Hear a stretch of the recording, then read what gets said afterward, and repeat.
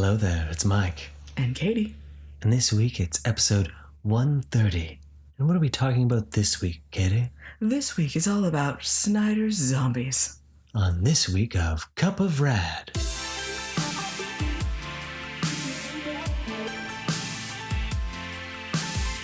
Well, that was super mellow and chill. Yeah. Like zen-like. Drinking tea. After last episode. After the zany insanity I of figured last. that I'd give you your ears a bit of a rest. Hi, everyone. How's it going? How you doing? Waiting for a response, you know. Just Always. It's your daily health check-in. Hope you're doing well. Good to know. How's the family? How's the daily or dogs? weekly. Depends on when you listen to us. We're on episode 130. Maybe they have been listening to us for 130 days straight. Who knows? You know, quarantine has hit you hard. And all you've had is us, Cup of Rad, to keep you company. You're trapped in a closet. You can't get out. And there's the twistiness. Yeah, so it is another week, another time. It's Cup of Rad time. Rad. Little losses. It was a long weekend, like extra long weekend for me. Yeah, I was off for 4 days. Weekend, lucky bums. Before the long haul, before school's over. So it's it's Canada's long weekend kickoff to the summer feel. then they trap you back at school for 5 more weeks. But then they give you 5 weeks of school with no break. It's really awesome. They're like, not even a half day. Told you. So that it's not really a kickoff to summer, opposed in the States when it was always like, oh, it's Memorial Day. Oh, sweet, we only have like 3 days of school left, and they're not really real days of school. So everything's great. And up here, it's just like it's just a May holiday. That's it. So I guess I remember rescind my start of summer comment because it's not. It's just the May long weekend. Yeah. I don't know. I don't really understand it. But anyways, anyway, we had some nice chill. Lots of chill. So we're a little loopy, tired, mellow. Like I actually played my Sims this week. I bought a new expansion. Like they have these kits now, so they're like tiny little editions. It was only like $7, and you get like a little themed selection of furniture and everything. It's not a whole bunch of the clothes. It's not a massive amount of things. It's just a smidgen upgrade, which is really cool.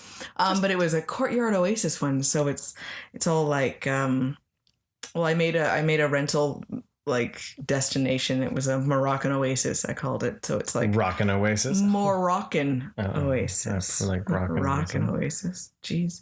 And then I updated my Olympus house because I have an Olympus house with Olympian gods in it, to better add some extra kind of Mediterranean vibe to it. So I was very excited. I got to do that this weekend. Nice. Awesome. But I ended up I tried some different mechanics with the house. Like I started with a blank slate instead of trying to like just redecorate something, and they had these new like platform things that were really difficult to work with, but it was kind of cool because I made like a half step house with some stairs and everything, but it's a really weird like diagonal, and it's just a weird house. But also able to do this, I had to make the walls higher, so like when I brought people in there, it's a palace. It's so huge. Like the people are so tiny, and I thought I was gonna have like very little space, and no, I have too much, a plethora of space. But then I brought a family there to go on a little vacation, and it's the middle of winter, and so they're sad out in the pool. But I turned off the little, like the heat and the temperature doesn't affect them, so they can be out in the pool even though it's like freezing. I'm like playing God. Right? It's so awesome. Anyways, that was what I did. No, hey, that's good. Oh, and I've been reading my Sailor Moon more. Oh yeah. I got my 2 down and very excited. So back on that one. Back on that track. I love it so much. Yeah. Manga makes me happy. Yeah. So what did you say you're gonna probably not do? This might put some people at unease, but I'm sorry, but I think I have to just give up on the animated series of Sailor Moon, because as you had pointed out, I say, let's watch this, and every time I watch it, I'm like, oh my god, what the hell is this? But without the same fondness of, say, like Thundercats. Yeah, no, it's not. It's very few and far between of episodes where I'm like, I really enjoyed that one. The filler is is really drawn out, and it's so different of a story from the manga, and the characters themselves, I don't have that same enjoyment from them. Like I really like Sailor Moon in the manga. In the animated series, I hate her. She is obnoxious and there's just not really enough to like about her. It's in this most smidgen areas, and you don't have that same like emotional like epicness that comes from the book. And I don't know. I'm tired of the bickering and the whining and the weird extra filler stuff. Fair enough. And the story itself is so different. It's and the villains are given too much time, I think, like extra things. And I like the specifically with the four kings of heaven that from the original first story. Like, I liked them so much better in the manga. It was more simple. They were very much background, and they were just like so focused on in the animated. And then they didn't even do the cool part with them actually being related to Endymion from the past and like helping and all this like reincarnation stuff. So like they missed some of these cool points, right? So fair. But yeah, so I'm back to reading my manga, and every time I read it, I'm like, I remember why I love this so much. Yeah. So that's a cool thing. I'm glad that I'm going back and enjoying and still feeling that way, rather than like getting all swept up in it because it was new and then going back and be like, yeah, okay, whatever. Yeah, so that makes sense. So that's good. That's cool. Mm-hmm. Me and Kiddo, we hit up Toy Traders this last week. Mm-hmm. And we got a couple new McFarlanes. And I got Bizarro, which is pretty cool. He's in his Rebirth costume, which I thought was pretty cool. Mm-hmm. And then I got the McFarlane designed Batman. So I'm really hoping that they bring out McFarlane designed Wonder Woman, because that's been rumored. Yeah, the Batman's really cool. Okay. Yeah, and then the Superman, because it'd be cool to have a McFarlane designed Trinity. Mm-hmm. No, it's really cool because he's kind of like a vampire hunter. Now this one here is in the Gold Series one, so he's kind of blue. And I liked his swords better on this than the Gold Series one. The only thing this one doesn't come with is that it doesn't come with the night vision goggles. Mm. I like the stubbiness and the shortness of his face. I like that design. Yeah, he looks sad. Yeah, like, he just looks sad. Like you can see sadness in his face. Yeah. But he's super spiky. Yeah, there you go. He's super spiky, which actually is like difficult. Mm-hmm. Kind of like the Spawns, where they're like a little spiky. The gauntlets like hard to move because the spikes are actually hard plastic, not a soft. Ways to defend ourselves: keep Batman figures nearby. Yeah. Right. How'd you lose your eye, dude? Hit me with a Batman figure. What? So that was really fun. I was really excited. I had hummed and hoed over going, and I was like, no, I really want these. And then when I got there, actually, what he really wanted was donuts. Yeah, I did. Okay, I don't really. And then it was like, oh, by the way, I've ended up at Toy Traders. Yeah.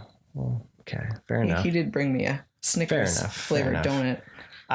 But yeah, so I didn't even, it wasn't like, like there's been some characters that I've looked at and hummed and hoed over and haven't picked up. But like when I went there and I saw it, I was like, no, this is cool. Like this is awesome. And like I know there's been people asking like why I'm so in on the McFarlanes, because some of the articulation's a little janky, right? But it's mainly the ankle for me, if anything. But I like that they come out fast. Yep. Like from announcement to like in hand is like 3 months. B, price point is actually really good. Mm-hmm. They're cheaper than Hasbro's, right? Mm-hmm. And C, with that though, even though they're cheaper than say Hasbro product, which Hasbro is pretty much just reusing the same body for their Power Rangers and their Marvel Legends. Yeah. And the sculpting is fantastic on it. I am super impressed with the sculpting. Right? Like a lot of the details, especially for that price point, even the paint and everything like that. Like they look so cool that those extra maybe little bit of articulation that could be better isn't really to me the end of the world. And honestly, like with all the figure arts and the Mezcos and all that I have, it's amazing how much it's a cool idea to have all the extra heads or faceplates and hands and all that, but at the end of the day I barely use them. Yeah. Unless I'm setting up a shot. And even that sometimes I get overwhelmed with the idea of like, well, crap, I got to go dig this out and I got to figure this out for this. And then I said, nah, I'll just grab something I don't have to do anything to and take a shot, right? So I kind of like the freedom of that too. Like it's kind of happy to have. Well, having a little bit of a mix, grab and right? go. Yeah. Right? To have both. And I'm noticing like a lot of the stuff I'm collecting is in that 7-inch scale, like everything from Super 7, NECA. Yeah. They're all the 7-inch scale. So then the McFarlanes make sense. Mm-hmm. Because then they're in the 7-inch scale as well, compared to some of the others. So, no, I'm super excited, you know, and everyone's got their jam too, right? Like everyone has what. Well, you know what, Mezco, I was really happy and I was excited about the idea of being able to collect more DC from them, but then there was nothing else that came out. Yeah. And Wonder Woman has been forever. Yeah. And I know, and I can appreciate having some patience for things. I really can. But at the same time, there's also been ones now, like say Gambit that you wanted that just never showed up. We've never even seen it. Yeah. So then how are we supposed to have faith and be excited about something like that when we can't even get it? And well, and the pre-orders from other places sold out so fast too that it wasn't even a blip on the radar, right? And then they've gotten more expensive. Yeah. And you know, and yes, I know that there is a certain amount of quality over quantity for sure. And we get caught up in a lot of the times of wanting a lot of different characters. Mm-hmm. But, you know, there is enjoyment of being able to buy a certain selection of them for sure. And not just always have to have, like, even for you, not only having to have just the Trinity. There's some other characters in there as well. And, you know, say for Mezco, Flash was already there and gone. I was not going to be able to get him unless I buy him third party, secondhand like that. And then you're in the hundreds. And then it would be ridiculous. Like, I love the Flash McFarlane. Yeah. So. Yeah, I'm super happy with that one. Like, so that's sort of my little soapbox on that. You know, I say we all got our jam, so wherever your likes are. And for me, it's just the fact that actually getting comic DC figures again. Yeah. That, you know, I've had a lot of bad luck with the Mattel. By now, honestly, knock on wood, I would have had an arm break off the Mattel or the DC collectibles. So I've been lucky enough in all of them not to have it. So, and speaking of McFarlane, and you would have seen, they haven't announced when, but they've announced their Spawn Universe line or Spawn line, whatever they're calling it. It's all tied to the Spawn Universe stuff. So I'm assuming it's really Spawn Universe. Oh, okay. So they're showing Raven Spawn, which looks badass, and then Gunslinger, and then Redeemer. And then the Deluxe Clown, and then the Violator. And the Violator is based off the Spawn 300 appearance. Oh, okay. So the big meaty beast, loaded up version, not the frail one. Yeah, that's pretty cool. So I'm super excited because those just look badass. I hope it's the first of many possible waves of Spawn making his comeback onto the shelves of life. Yeah, it is impressive to have that come back for such a big line like that. Mm-hmm. So I'm, you know, if you get that, they're still waiting to announce pre-orders. I'm assuming it's gonna be like probably September by the looks of it. So Spawn-tember. Oh, nice. Nice. Yeah. So, funny. But yeah, that you know, I was playing with those Bizarro and the McFarlane battle all day when I came home with them. Yeah. Just kind of posing them and all that. Nice. So I still have to redo my Sailor Moon stuff. I'm scared to touch those. I know, you've decreed it. So now I had to wait till it's a little bit warmer in the house. I'm a little afraid. So Usagi is still crying. She's been crying for months now. Yeah. Ever since Christmas came down, she's been crying. Yeah. It's a really awesome pose because it works really well. But yeah. Maybe I should try to put like her. Doesn't she have heart eyes that I have as a special? That would be kind of fun. Yeah, in one of the other packages. Yeah, it was a special bonus with another one. Yeah. Yeah. So try to do something like that. But you know, or maybe I just save that for the knock on wood one day. Fingers crossed, I get a tuxedo mask. I'm hoping they're re-releasing all the other ones slowly. It's not complete, and I don't like it. I'm trying. That's the one thing that I really want because it just doesn't feel right. Keep me an eye out. So, I would love a black lady, but I could totally live without that tuxedo mask I need. That makes sense. Yeah. Nice. So we go ahead and we realize that we're on a long weekend. We don't have any cartoon we're actually watching at the time. We did watch The Bad Batch, which I thought was a pretty good episode. Mm-hmm. Pretty fantastic. It had a lot of action, which was really cool. It went by really fast. And it just makes me want Hunter in his civilian outfit. Well, again. A little bit of a connection with Mando, which was pretty cool. Mm-hmm. So yeah, I was like, oh, wait a second. Yeah. So that's pretty cool. And the Ducks is still going along pretty strong. But cartoon-wise, we didn't realize something had come out. Yeah. And, we binged watched it this weekend. What do you guys want to watch? Camp Cretaceous. Yeah, Camp Cretaceous season 3 came out. I really like this show. I'm going to say is that seasons 1, 2, and 3 are better than almost all the sequels of the Jurassic Park franchise. Agreed. Like, there is more story and tension in these shows than in a lot of the movies. At one point this weekend, Kiddo was trying to disappear into the couch because he was just whining and freaking about broke my elbow at one point, freaking out about this abhorrent abomination of a dinosaur that Wu had created. So if you haven't seen the show, Camp Cretaceous is basically the idea that there was first season is about there being a camp on the island where kids come. Like a kid summer camp feel, right? And then the events of Jurassic World take place for season 1. Mm-hmm. So then season 2 is kind of them getting used to being on the island, alone, trapped.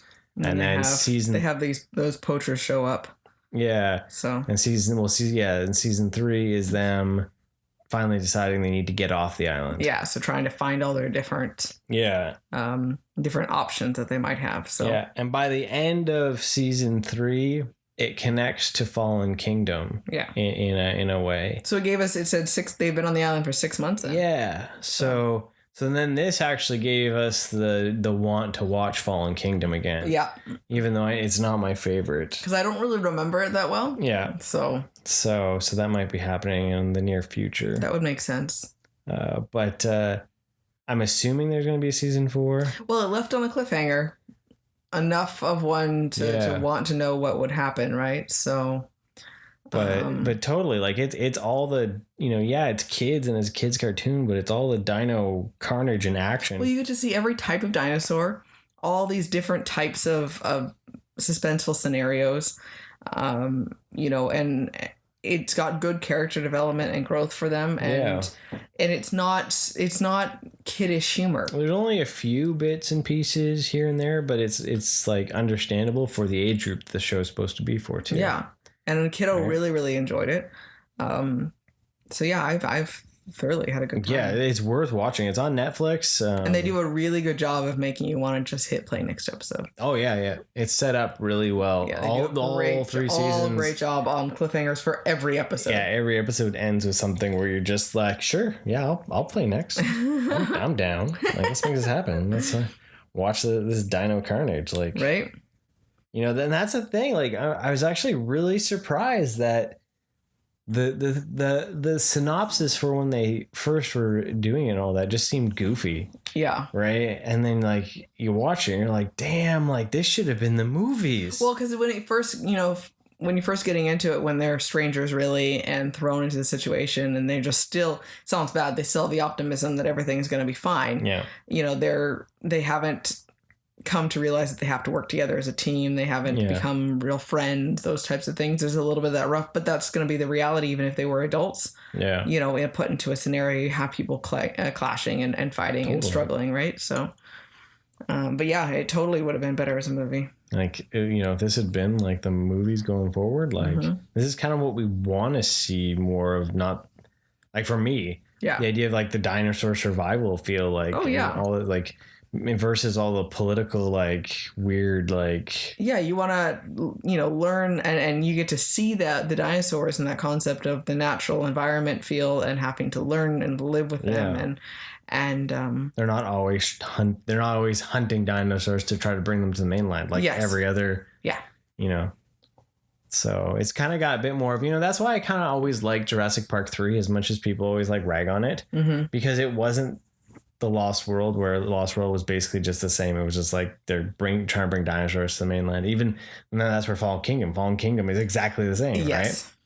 So then like Jurassic Park 3 is kind of its own thing because it's just about saving someone and then they have to survive. And I think that's why I like that one. Yeah. It was just the full on survival. There's just some, janky scenes in it with some of the science and all that. Like I like Jurassic World for what it was. Jurassic World was fantastic. I really enjoyed that. And so I thought that there would be a better upswing of movies and restart the franchise, but they just fall into the same trap. Well, it's weird, like, because like that's all these ones are like they're just redoing it just in a different package. I guess there is only so many stories they can try to tell with it, apparently. But look at Camp Cretaceous; they're telling a different story. Yeah. In animation. Yep. And it's way cooler than what we got in the live action. That is true. Like, but who knows? What is it? Jurassic World Domination or whatever that's coming out in a couple of years. Mm-hmm. Because it's already filmed. Oh, okay. Yeah, it's all done. Yeah, They're just working on the effects and stuff. I don't know why they keep. So, but I think it's like Universal is bringing all their franchises to an end. Oh, okay. Only to most likely reboot them. Most likely, yeah. And in reality, I think what they should try to do is just do these like side projects, like the Camp Cretaceous. Make movies about the stuff that's happening. Like, little snippet stories, right? There needs to be a movie about Jurassic World while it's like actually like working or something. Like, yeah, get creative. Tell a romantic comedy based around Jurassic World. Yeah, there you go. Find different ways to use it. There was some good nods to Jurassic World in this last season. Jurassic Park. Sorry, that's what I meant to say. Jurassic Park within it, because they had gone to the visitor center again too, and so you had that nostalgia. Yeah. And then what was hilarious was they say something about Hammond. And this is a good one. Like you tell this. I don't want to mess it up. No, tell it. But they were talking about how I heard the original owner had gotten eaten by compies broke his ankle and gotten eaten by compies in there, and they're like, what are you talking about? Like Hammond is still he died of natural causes and everything like that. And she's like, where did you hear that? I read it in a book somewhere. Yeah. And we're like, oh my gosh, because like what? We're like, that's how he dies in the book, right? Like, so that was really cool because then it's a nod to that, because that was a big thing they changed in the movie, right? So they have that, and then they end up in the kitchen where the raptors from the movie itself, and they kind of semi-do shots that are similar, like looking through the window with the eye and everything like that, and so those were really cool to see some of those little nods to it. But I think, the Hammond one was awesome. Because, that was just a brilliant, because it was such a slip. And if you've never read the book, it would never even question it. It was just like, that was misinformation, Yeah. And it was, I almost didn't even catch it at first. Yeah. Like I listened and then you said something, I was like, oh, wait a second. Yeah. I thought that was super really cool. So Camp Cretaceous is on Netflix. I think it's definitely, if you're a Jurassic Park fan, it's worth it. It's worth it. And it kind of, this last season tied a bit more into Fallen Kingdom to make me interested to go watch Fallen Kingdom again, because it's been years now. It was cool. They actually did, you can see things happening in a different perspective. I wonder if it'll give more appreciation for Fallen Kingdom. It could with be. Where it now went leading, with it, right? So to see those things. Because it almost gives Fallen Kingdom a bit more weight. Yeah. Okay, well, now we need to watch Fallen Kingdom. So that's going to be on the radar for coming up here. Yeah, yeah. So Snyder's Zombies. Yeah. That's what we decided to do this week. We jumped on the zombie train. Now, the reason for that was because Zack Snyder had made his return to filmmaking after his bit of his hiatus and his work on his cut of the Justice League with a new zombie movie, another Netflix original. And so what I decided was like, you know what, to celebrate, Snyder jumping back into the zombies, we would watch his reimagining from a script by James Gunn, Dawn of the Dead. So we rewatched that. Had I watched that with you? I think you had. Okay. I don't remember it. But I probably did watch it, but I didn't remember it enough. So straight off the bat, I'm not a big zombie guy. Mm-hmm. I don't find zombie movies that exciting. Yeah. And the whole genre itself. And, you know, I have a different take on monster stuff. Mm-hmm. So like I've never really been big on really the Night of the Living Dead, like all that stuff. Mm-hmm. Same with even like 28 Days or anything like that. Like if it's humorous zombie stuff, I enjoy like it. Shaun of the Dead. Shaun of the Dead, Zombieland, I enjoy those. Yeah. But this Dawn of the Dead reimagining, I really like. I really enjoyed it. And I don't know why, what hit with this one that it made it exciting to me and thrilling. Well, the zombies themselves are a little bit more interesting because they move faster to me. Yeah. I think that could be that. More. But yeah, don't know what it is, but yeah, the Dawn of the Dead, Snyder's Dawn of the Dead, just I think some of the way it's even just laid out. Yeah. Like that opening where you're getting that fly through shot and you're watching things explode. Well, yeah, it's very much just like you're just seeing, you're not right there only seeing what's in front of that person.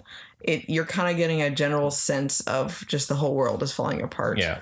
And yeah, you're just, it's around you. Yeah. You know, kind of a peripheral aspect for things. You right? know, and I just really dig it. Yeah. And the look of the zombies, the fact that they're fast and slow and they're, you know, and then the people and how much, you know, just people are jerks in it. And it's like, well, there's a different group of people, like, you know, you have enough of different things that they're going up against too.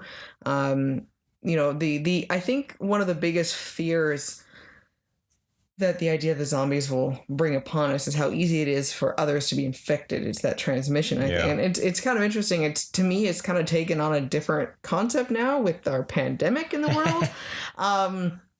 You know, being so afraid to be around people and that high risk of you never know what's going to happen. Yeah. But then it's not just the fear of turning into a zombie. It's the fear of having to kill someone you love because they've turned into a zombie.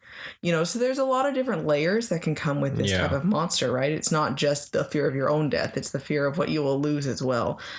Even faster because it's so much quicker.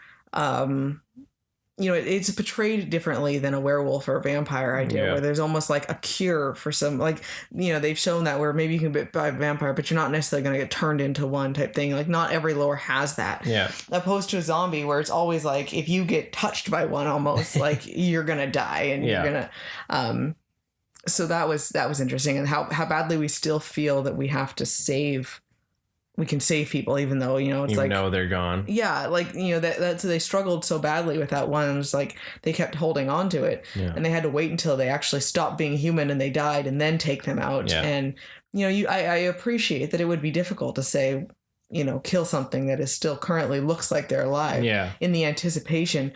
And you want to hope that something will be different for something. Right. But it was interesting with this one, and there was no hope. It just kept getting worse and worse. And then you think they're out of the clear, but they're not. Yeah.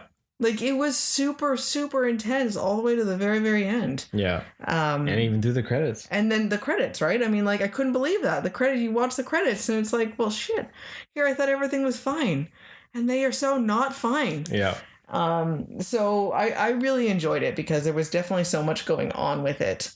It's a fast one. It's fast moving, you know, like it's everything about it just feels so fast. Yeah. And then there's a zombie baby, you know, maybe that's what gets me. Every time there's a zombie baby, it's cool. Like, think of like that thing, the zombie baby from Peter Jackson's Dead Alive, right? Oh, there you go. Right? Like, zombie baby. Like, if there's a zombie baby, I'm in. I'm on board. That's what it is. Well, see, that was just sad and heartbreaking there with that. But that was also a really cool reality. You know, if it lives in the world of zombies and it's transmissible by blood and everything like that, then if you're going to infect a pregnant mom, you're going to infect the baby. And I kept waiting for it to burst out of her stomach. and go all like alien style. Like that's what I was waiting for, especially because it was moving so much more. I'm like, fuck, that thing's gonna burst right out of that stuff. That would have been hilarious. Though. But then, you know, it was almost that anticipation of waiting to see what he was holding. Yeah. Was like, did it actually just die? Is it alive? Like, what is it? Is it a zombie? Is it real? And then, you know, so that was a whole nother level of, like, as I say, the fear of letting someone go. Yeah. Like, in that situation, I mean, she's obviously a zombie. Like, there's no going back from that, and you still can't let go. Yeah. You know, and especially in that situation, like, it's heartbreaking.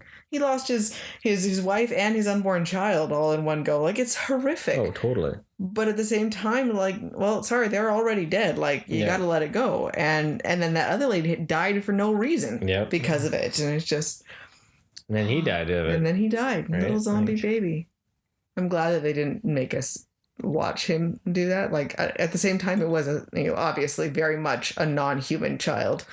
But still... Those extra little things like that, it just... Yeah. I think just even, like, going back all the way to the opening, though, like, there was things that were different about it versus other movies.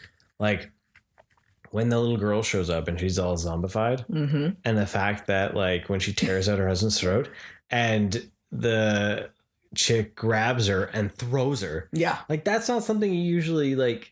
see in a lot of movies. There would have been like she would have tried to reason with her or like cried more or something or like pushed her. No, she threw a child, you know. Yeah. And then what's awesome is just the way the kid jumps up. Yeah. Like just springs up. Like it's just even more haunting, right? And then how when after she's bit, after her husband starts getting up and she like goes into the bathroom, how hard that driving to the bathroom. Yeah. Like that hurt me just watching it. I was like, oh my God, that would be so bad. Like, yeah, there's just something special about this one. Well, you know what? I really enjoyed how much it just threw you right into it. Like you got maybe a good 5 minutes of normal and then all of a sudden shit hit the fan and the whole world's burning. Yeah. Like as soon as she walks outside, everything has gone nuts. Yeah.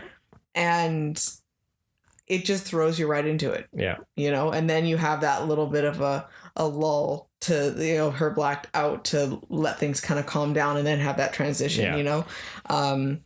It's not, you know, so yeah, I like that it just threw you into it. It wasn't enough of like, oh, something weird's happening here. Okay, we don't know what's going on. Oh, okay, something weird happening here. It's like, oh, nope, the whole world is ending now. Yeah. You know, so. Yeah. Oh, totally. Like, no. It just got me excited because I was just like, yes, this is amazeballs. Yeah. Like, James Gunn needs to write more movies, I think. Yeah, like I love his directing, but I think he needs to write more as well. Like, you know, because the dialogue in it is so fast. He's so good at that banter and that back and forth and that. You know what? James Gunn needs to make a Ninja Turtle movie. There you go. Now you putting that out into the universe. Right? Like, because he knows family so well and he knows ensemble so well. Yes. So Gunn needs to make it They would sit there and banter back and forth properly. You're right. James, get on it. And he would also then give everyone equal screen time because he's a master at juggling ensemble casts. Maybe Snyder needs to make Turtles. No.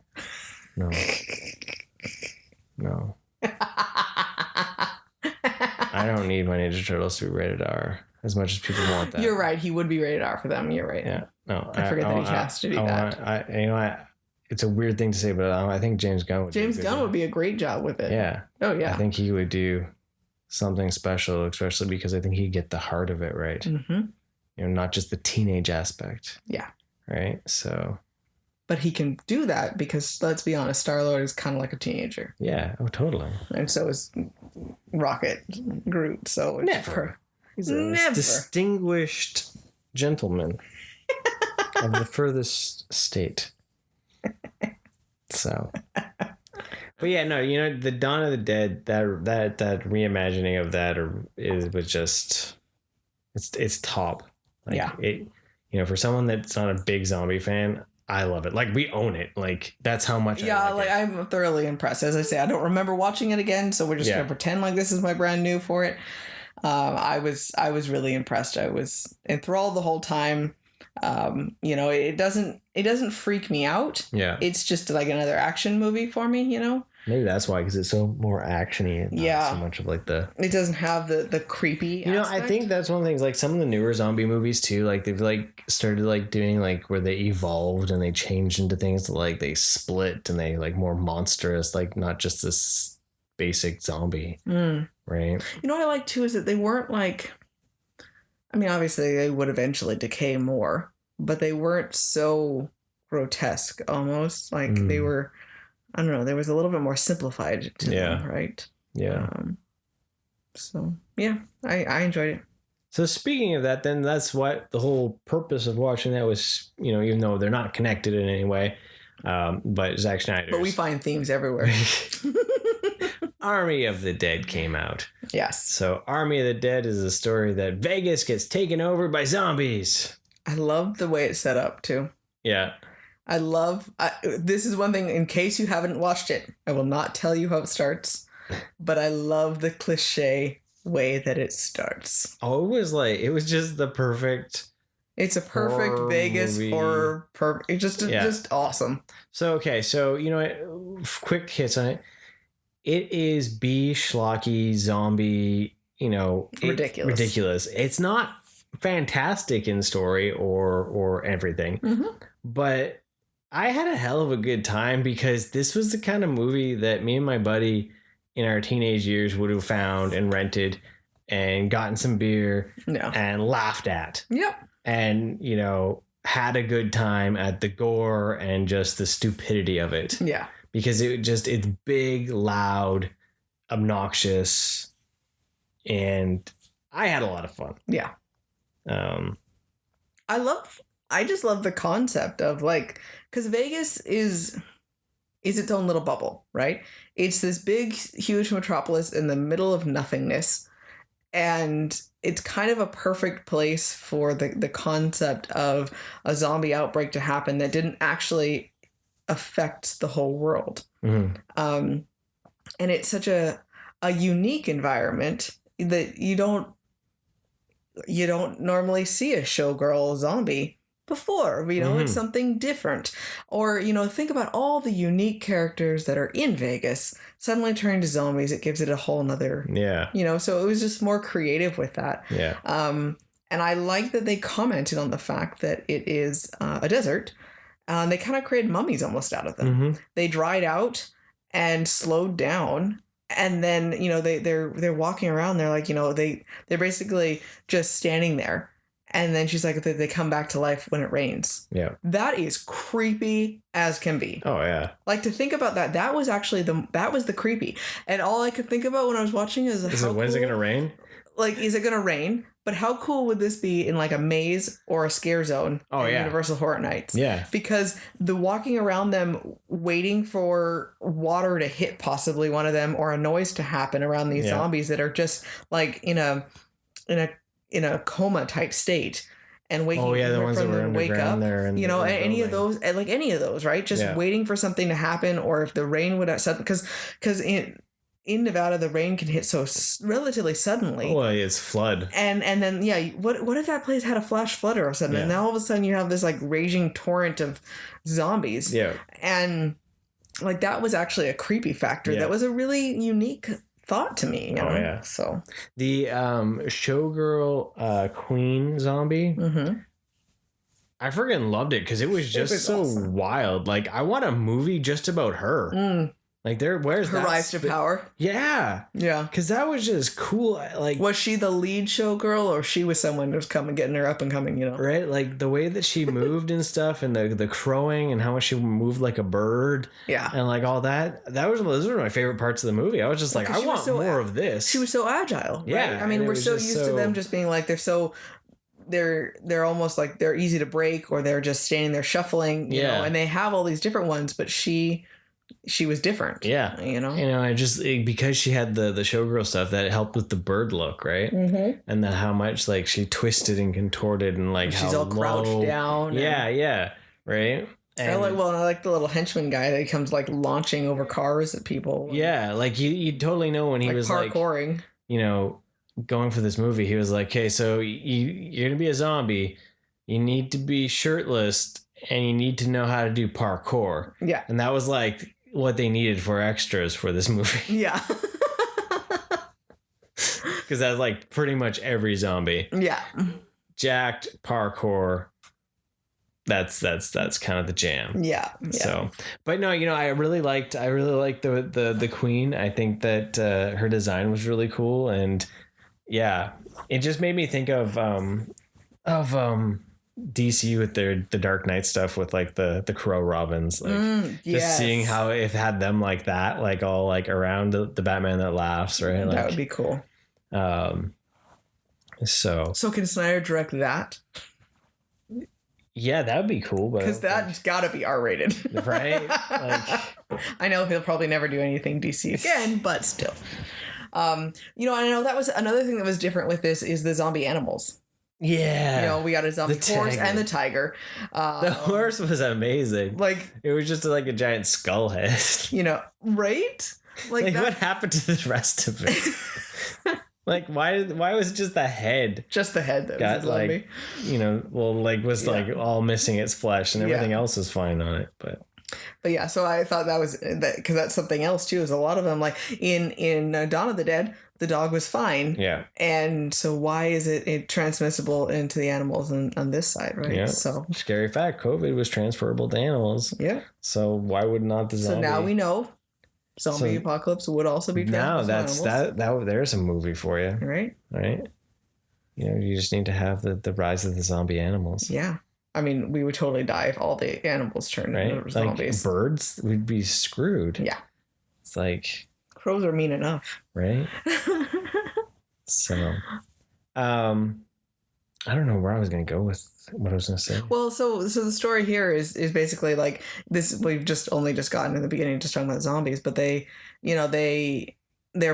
part of the team that we come, is the original team that's kind of helps try to get people out of the city as they're building a wall of containers around to blockade it, right?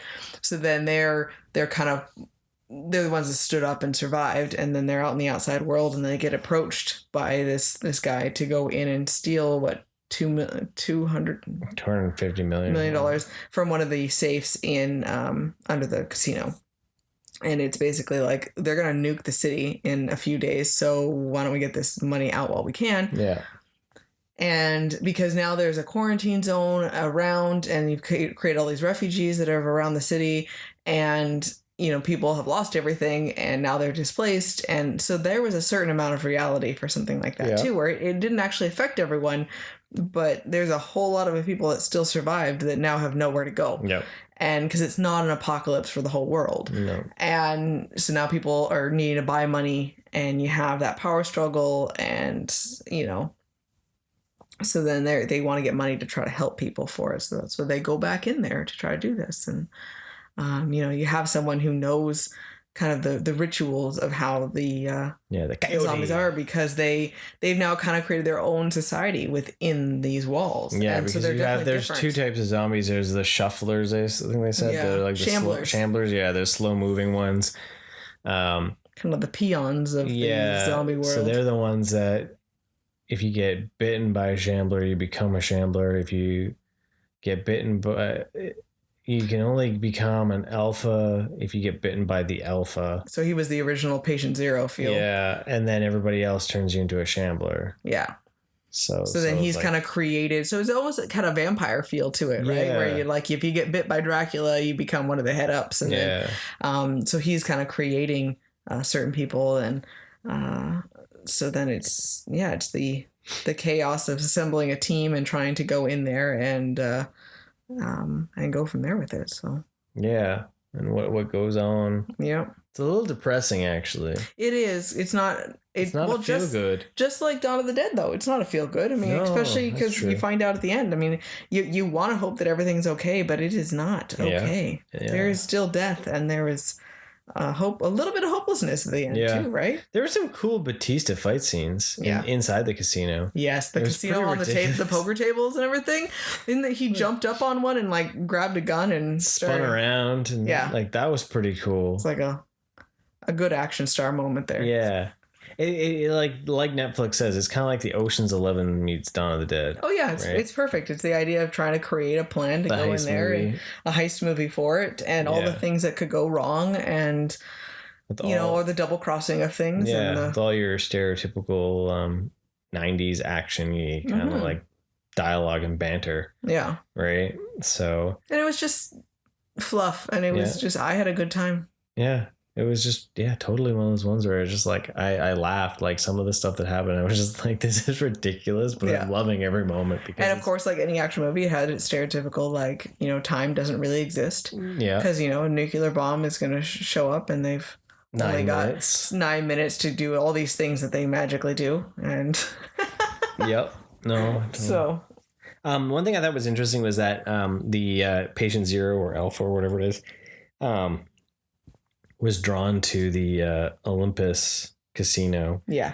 And later on even was like rocking like, he had a cape and like, he had rebar, like a spear, and like he looked like he was from like a gladiator time and all that. And it's just interesting to see that that's such a common theme then with Snyder's stuff now. Yeah. With like 300 hit, and there's all those kind of nods in even his DC stuff, and like it's like he very much has that God, appreciation for that, and the peak form feel, and that culture. And that was something that was interesting watching, say, like Dawn of the Dead, where no one was like in their peak. Yeah. Everyone just seemed like an average Joe. Yeah. And then you watch like this, and like everyone was jacked. What if we made 300 but made them zombies? Right? Like even some of the zombies, you're just like, damn, that's scary, because like there's that many jacked people crush my head in Vegas, man. Apparently. Come on. Well, if you're gonna be in the pools, I guess. Yeah, right? No, where were the 60-year-olds that were, in their Hawaiian shirts and their straw They're at the beginning there where they all were. They're all the shamblers. They weren't kept as the alphas. No. But yeah, no, it was a zombie-tastic time. Yeah. It was fun. Like, I had fun. It was a good one to drink a beer with and just enjoy. Yeah. So. But yeah, so 2 zombie movies. I think they're both worthwhile watching if you like that kind of thing. It's coming from someone that's not a big zombie fan. Mm-hmm. They kept me entertained for the few hours that I was watching them, and forget the miserable life outside the door. Right, like pay attention to someone else's pandemic. Right, way cooler. So, oh yeah. What are your final thoughts on it, Katie? I really enjoyed it. I liked the banter. I liked the action aspect of it. It's just fluffy fun. It wasn't so much that I was like super on edge and too suspenseful. I wasn't all freaked out and scared. Yeah. It was just nice in between. Nice. So. Nice. And there you have it. Yeah, we did. There you have it. There's a bunch of stuff on Netflix. Go watch it. Go have some fun. Go do something. Go do something. Yeah, well, do what you love. Do what you like. I have no idea what next week will bring. No. Comedy wise or Fallen Kingdom, who knows? I don't know. We're in a, we'll see how this week goes. Well, this weekend you said something about The Conjuring, right? No, is it the 4th coming up this week? It's soon. It's not quite the 4th. It will be June 4th. Yeah. Okay. You got confirmation again. It's the following. Yeah, that it's going to be on demand. Oh, okay. Video on demand for Canada because we still don't have so we got 2 weeks. So never mind. So yeah, I know, right? So we got something next weekend. Yeah, we're not quite sure. Something will happen. Something fun. It might be something. We don't know what we're gonna watch for cartoons now that we're burned through Camp Cretaceous already. But yeah, well, you want to watch some Sailor Moon? You know what? I will gladly watch Sailor Moon. I just, I don't want to have you rage about it after. Right? I know. So, but you know what? Hopefully you're all doing awesome. Thank you for listening. Yeah. We appreciate everyone's ear holes and what we do to them. So you know what? Stay rad. Thanks for joining us, everyone. Have a wonderful day. Thank you for listening. Want more rad content? Follow us on Facebook, Instagram, and Twitter. And don't forget to subscribe, rate us, and leave us a review. And remember, be excellent to each other and party on, dudes!